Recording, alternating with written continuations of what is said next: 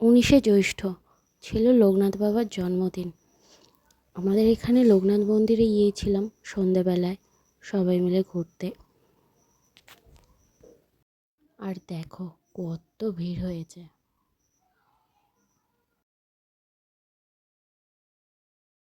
এখানে বাবার দর্শন করে একটু প্রসাদ খেয়ে নিলাম। সন্ধেবেলা খিচুড়ি দিচ্ছিল, সকালের দিকে হয়তো অন্য কিছু দিচ্ছিল। তারপর ওখান থেকে বেরিয়ে পাশে আর একটা মন্দিরে চলে গেলাম। খুব সুন্দর লাগছিল মন্দিরটাকে।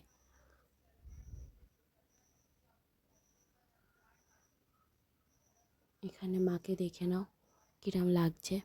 মায়ের দর্শন করে মন্দির থেকে নেমে গিয়ে একটু চারপাশটা ঘুরে দেখছিলাম। এখানে আরও একটা মন্দির আছে। আর কি, আমরা ঘুরতে থাকি আর তোমরা দেখতে থাকো। টাটা।